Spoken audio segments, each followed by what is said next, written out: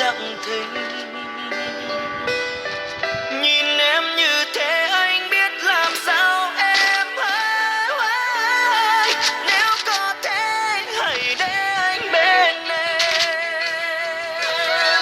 hãy để cho anh được ôm em vào lòng, để em mãi được bình yên nơi chốn này.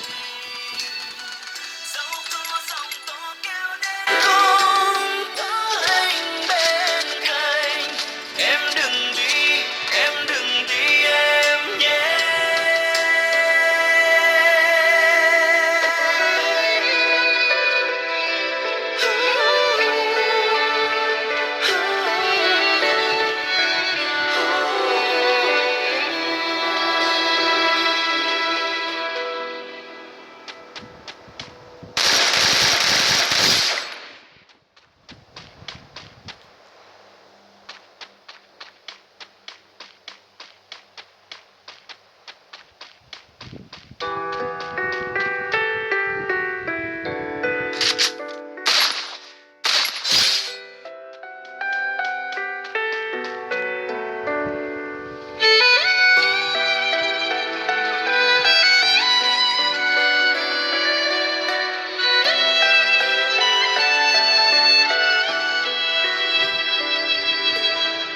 Anh đã nhìn thấy nụ cười không vui khi em cười.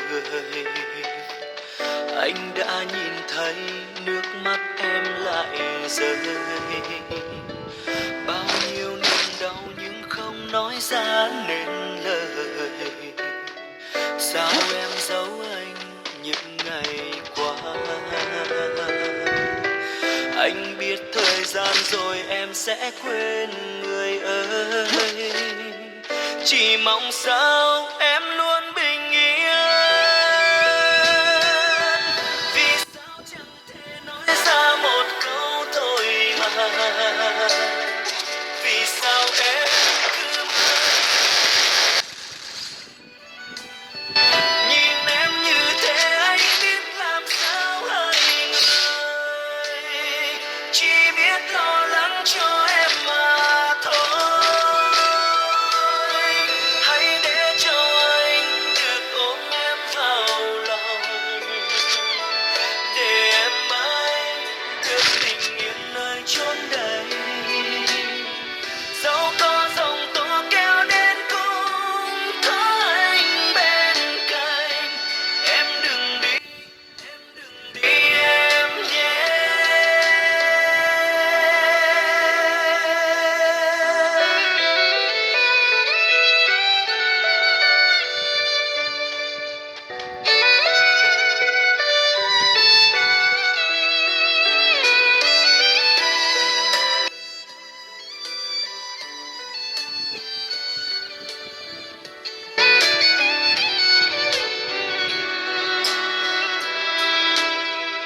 Anh đã nhìn thấy nụ cười không vui khi em cười. Anh đã nhìn thấy nước mắt em lại rơi. Bao nhiêu niềm đau nhưng không nói ra nên lời. Sao em giấu anh những ngày qua? Anh biết thời gian rồi em sẽ quên người ơi. Chỉ mong sao em luôn bình yên. Vì sao chẳng thể nói ra một câu thôi mà? Vì sao em cứ mãi lặng thinh? Nhìn em như thế anh biết làm sao em ơi. Chỉ biết nhìn theo và dõi theo thôi. Hãy để cho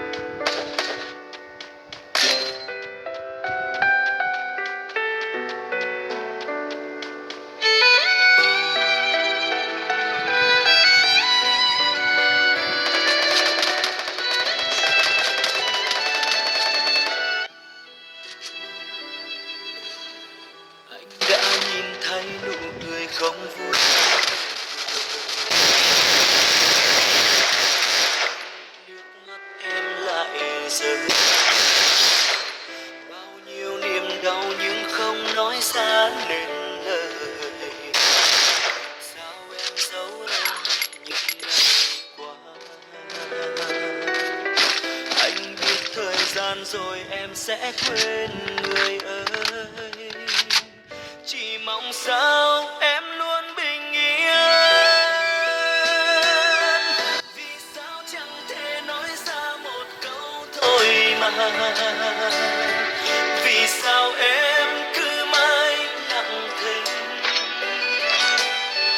Nhìn em như thế anh biết làm sao hai người, chỉ biết lo lắng cho em mà thôi.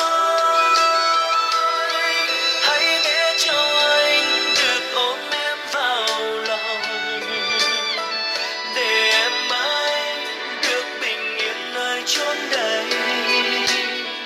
Dẫu có giông tố kéo đến cũng có anh bên cạnh. Em đừng đi, em đừng đi em nhé.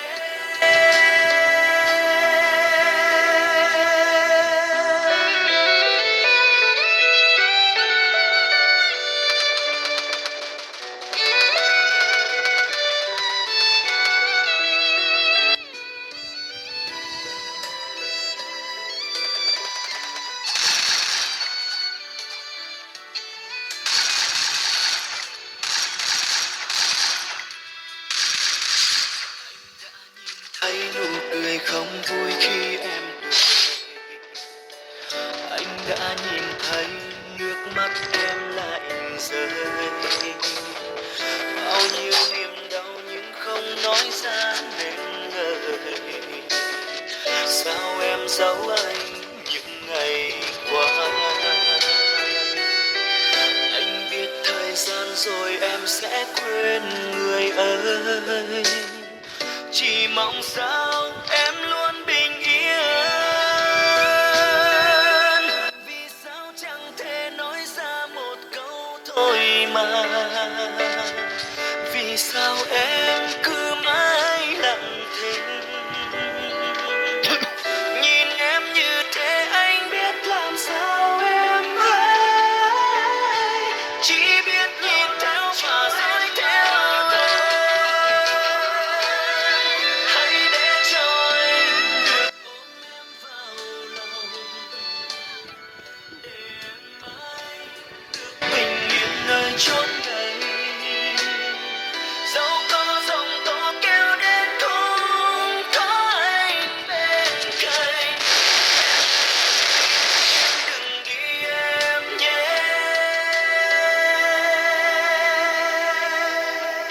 Vì sao chẳng thể nói ra một câu thôi mà? Vì sao em cứ mãi lặng thinh? Nhìn em như thế anh biết làm sao em hay. Nếu có thể hãy để anh bên em. Hãy để cho anh được ôm em vào lòng,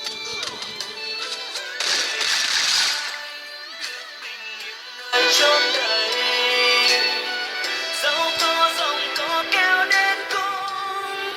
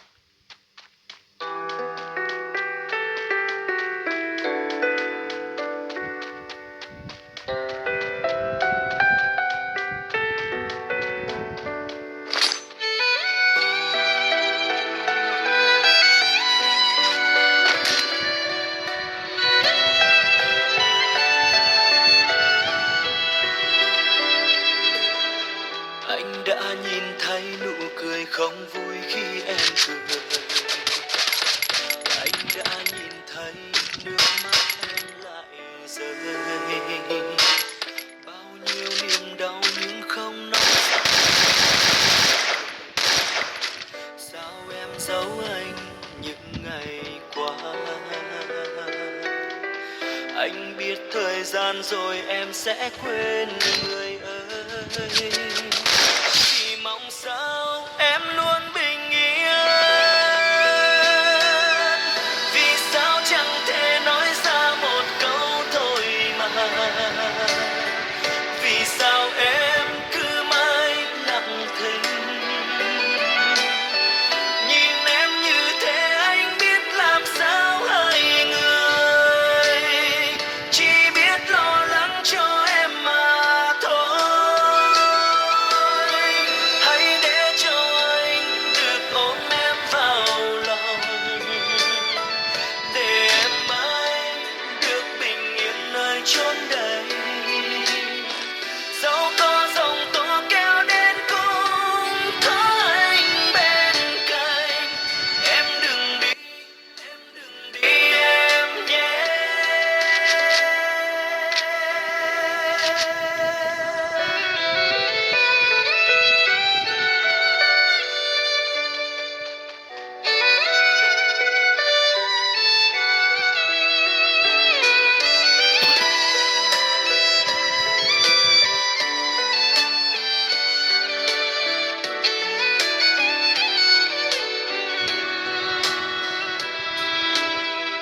Anh đã nhìn thấy nụ cười không vui khi em cười. Anh đã nhìn thấy nước mắt em lại rơi. Bao nhiêu niềm đau nhưng không nói ra nên lời. Sao em giấu anh những ngày qua. Anh biết thời gian rồi em sẽ quên người ơi. Sao em luôn bình yên. Vì sao chẳng thể nói ra một câu thôi mà. Vì sao em cứ mãi lặng thinh.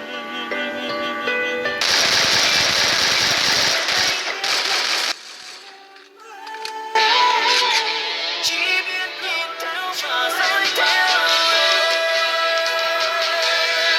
Hãy để cho ôm em vào lòng. Để em mãi được bình yên nơi chốn đây.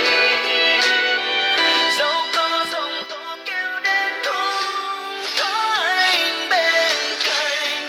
Em đừng đi, em đừng đi em nhé.